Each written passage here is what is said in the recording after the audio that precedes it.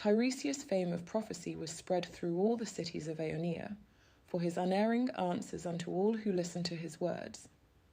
And first of those that hearken to his fateful prophecies, a lovely nymph named Liriope came with her dear son, who then 15 might seem a man or boy, he who was born to her upon the green merge of Cephissus' stream, that mighty river god, whom she declared the father of her boy.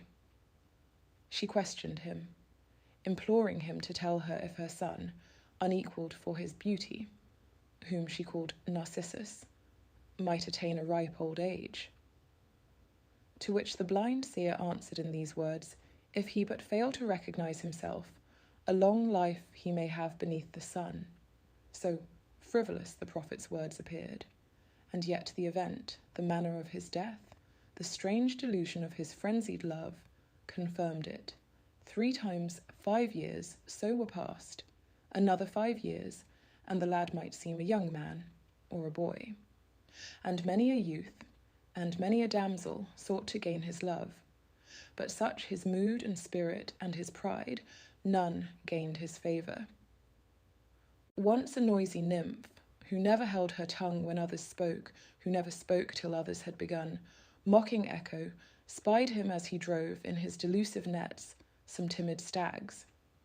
For Echo was a nymph in olden time, and, more than vapid sound, possessed a form, and she was then deprived the use of speech, except to babble and repeat the words, once spoken, over and over. Juno confused her silly tongue, because she often held that glorious goddess with her endless tales, till many a hapless nymph from Jove's embrace had made escape adown a mountain. But for this the goddess might have caught them. Thus the glorious Juno, when she knew her guile, your tongue, so freely wagged at my expense, shall be of little use, your endless voice much shorter than your tongue. At once the nymph was stricken as the goddess had decreed, and ever since she only mocks the sounds of others' voices, or, perchance, returns their final words. One day, when she observed Narcissus wandering in the pathless woods, she loved him and she followed him with soft and stealthy tread. The more she followed him, the hotter did she burn, as when the flame flares upward from the sulphur on the torch. Oh, how she longed to make her passion known, to plead in soft entreaty, to implore his love. But now, till others have begun, a mute of nature she must be. She cannot choose but wait the moment when his voice may give to her an answer. Presently the youth, by chance divided from his trusted friends, cries loudly, "Who is here?" And Echo, "Here," replies. Amazed, he casts his eyes around and calls with louder voice, "Come here, come here." She calls the youth who calls.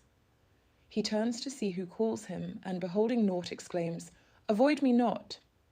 "Avoid me not," returns. He tries again, and is deceived by this alternate voice, and calls aloud, "Oh, let us come together." Echo cries, "Oh, let us come together."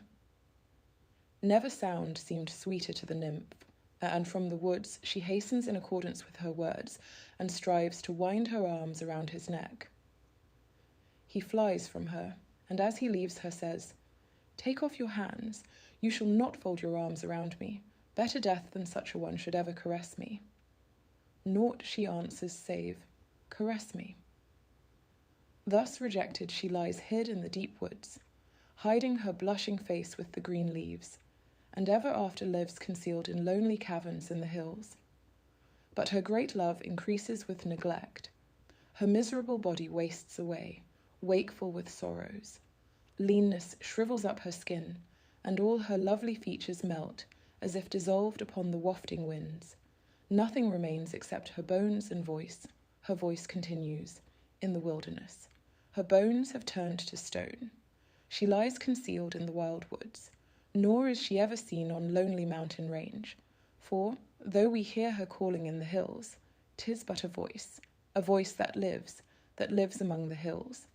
Thus he deceived the nymph and many more, sprung from the mountains or the sparkling waves, and thus he slighted many an amorous youth.